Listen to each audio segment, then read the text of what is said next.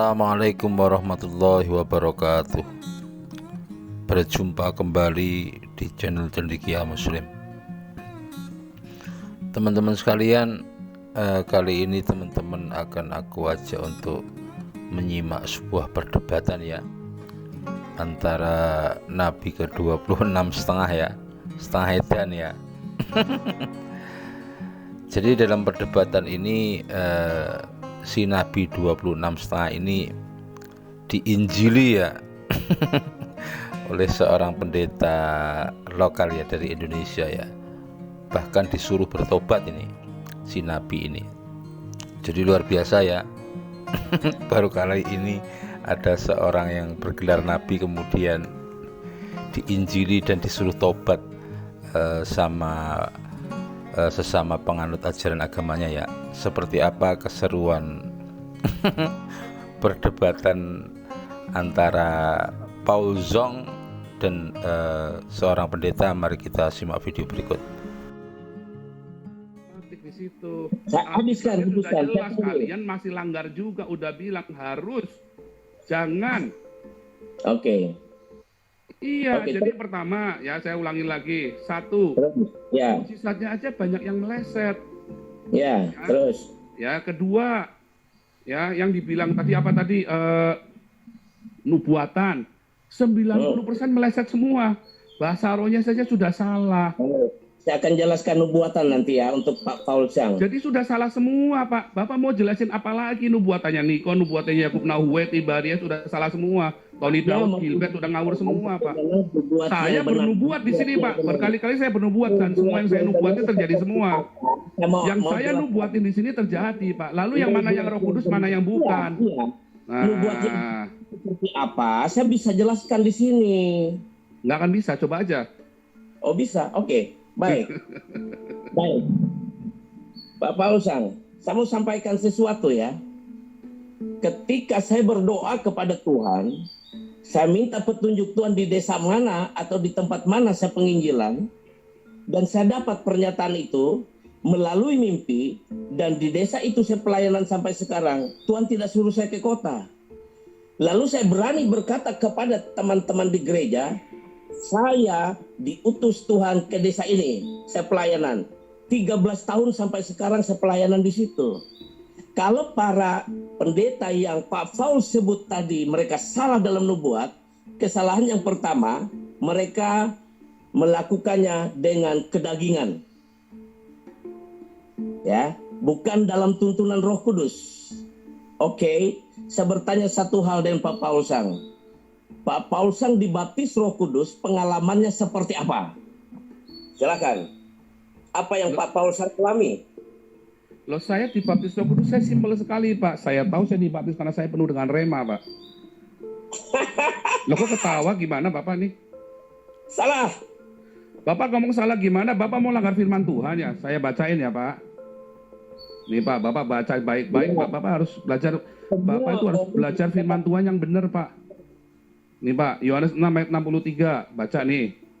Ya. Rohlah yang memberi hidup, daging sama sekali tidak berguna. Perkataan-perkataan yang kukatakan kepadamu adalah roh dan hidup. Ini bahasa aslinya, pneuma yang memberikan zoe, saka sama sekali tidak berguna. Remaku adalah pneuma dan zoe. Jadi rema itulah roh itu, Pak. Loh, baptisan Roh Kudus itu sebuah pengalaman ilahi yang supranatural. Ya ini rema juga supranatural, Bapak. Gimana sih? Iya, tapi kan itu bukan merujuk ke baptisan Roh Kudus, Ini Pak. baptisan Roh Kudus, Pak. Ini jelas, Pak. Yesus berkata, remaku adalah roh. Lah, Bapak mau nyangkal gimana? Baptisnya bukan begitu. Bapak ngarang sendiri berarti. Kalau saya berdasarkan firman Tuhan, Bapak berdasarkan apa? Karangan kan? Dasarnya Bapak apa? Bapak Ya, pada dasarnya itulah kesesatan Bapak, karena Bapak melampaui yang tertulis. Anda tidak mengetahui firman Allah. Ya, Sampai Yesus sekarang berkata, saya kamu sesat sebab kamu tidak tahu kitab suci. Dan kitab suci sudah bilang begini, Pak. Oke, tidak sesat. Hanya Sesat, tafsiran. Pak. Yesus bilang kalau kamu tidak kalau kamu tidak tahu kitab suci ini, kamu melampaui yang tertulis, kamu sesat. Jawab dulu, pengalamannya seperti apa terima baptisan Loh, Roh kok Kudus? pengalaman, Pak? Itu bukan pengalaman, Pak. Ini kata Tuhan Yesus, Pak. Saya mengalami. Loh, Bapak mengalami, saya mengalami juga. Kalau pengalaman nggak bisa diomong, Pak. Semua orang punya pengalaman sendiri-sendiri, nggak bisa buat patokan. Kalau semua orang pengalaman sendiri-sendiri, nanti orang kesurupan juga bilang kepenuhan Roh Kudus lagi ntar. Sebab pengajaran Anda lemah. Lemah dari mana? Dasarnya ada, Bapak. Dasarnya apa? Lemah, Pak. Loh, lemahnya di mana? Bapak dasarnya apa? Dasar saya dari firman Tuhan Yohanes 6 ayat 63. Bapak dasarnya apa? Firman Tuhan itu hidup, Dasarmu apa? Kok firman Tuhan hidup? Ini firman Tuhan yang hidup, Pak. Yohanes 6 ayat 63. Bapak dasarnya apa?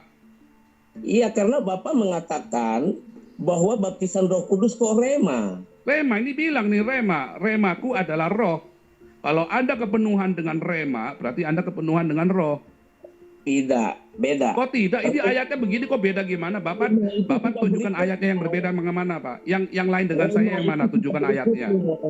Iya, rema Bapak itu kalau ngomong harus pakai ayat di sini, Pak. Kalau enggak Bapak sesat nanti. Kalau enggak pakai ayat, berarti Bapak ini pengajar sesat, Pak. Yang Bapak ajarkan bukan dari Tuhan Yesus, bukan dari Alkitab. Entah dari mana yang Bapak ajarkan. Ya mana ayatnya, tunjukkan kepada saya. Saya bukain ayat dari sini. Di mana ayat yang Bapak ajarkan tadi? Yang pertama Kisah Rasul 1 ayat 8 dulu.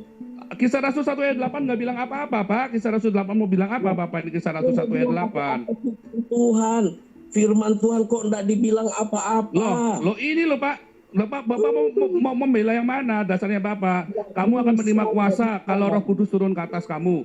Kalau kamu punya rema, kamu akan terima kuasa. Enggak, Pak Paul, bertobat. Bapak yang bertobat. Roma 10 ayat 17 berkata, firman iman datang dari pendengaran rema Kristus. Kalau kamu punya iman, kamu punya kuasa, Pak. Iman datang dari rema Kristus, Pak. Roma 10 ayat 17. Bapak yang harus bertobat. Bapak yang harus bertobat, Pak. Ini ya, Kisah Rasul 1 ayat 8 ini rujukannya adalah Roma 10 ayat 17, Pak. Iman datang, pisteo datangnya dari rema Kristo, Pak. Sehebat apapun ilmu teologi nggak bisa menukarkan dengan yang namanya ya hal-hal yang ilahi. Itu tadi teman-teman, perdebatan seru antara si Zong dengan seorang pendeta ya. Nggak tahu ini pendeta dari mana ya. Berdebat keras soal Roh Kudus ya. Kedua-duanya mengklaim memiliki Roh Kudus. Kemudian dalam perdebatan itu ya terbiasalah. Kalau si Zong itu merasa yang paling hebat, paling benar, dia kritisi, dia singgung pendeta Dautoni, Andi Simon, Nico, Gilbert. Kayaknya hampir semua pendeta di Indonesia yang enggak seide dengan dia itu pokoknya salah semua gitu ya. Cuman kali ini dia kena batunya ya. Disuruh bertobat sama seorang pendeta. Luar biasa ya. Baru ada nabi yang disuruh bertobat. Ya, ini memang orang, kalau menurutku orang yang gak waras kok. Dan anehnya banyak sekali pendukungnya gitu ya. Pendukung yang satu gelombang. Jadi kita sih tidak larut dalam apa tema perdebatan itu ya. Karena bagi kita ya dua-duanya memperdebatkan pepesan kosong ya. Cuman yang mau kita amati ya, mulut seorang penginjil katanya, mulut seorang pendeta katanya, terbiasa mengeluarkan kata-kata kotor, kemudian hinaan kepada yang lain. Sama sekali tidak ada hikmat dan tidak ada kesantunan dalam berbicara. Dan kali ini dia kena batunya, disuruh bertobat oleh seseorang yang mungkin secara akademis tidak setinggi kayak Paul Zong ya. Kalau Paul Zong ini katanya sih bergelar S3, tapi dia juga tidak pernah ngajar dimanapun. Dia hanya buka kelas-kelas evangelis di ruang media sosial ya. Jadi ini kayak Mbah Udin inilah.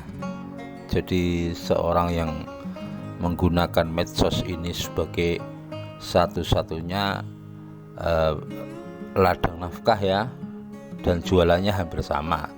Jualannya itu hujatan, cacian, makian, dan dia merasa sebagai orang yang paling suci ya.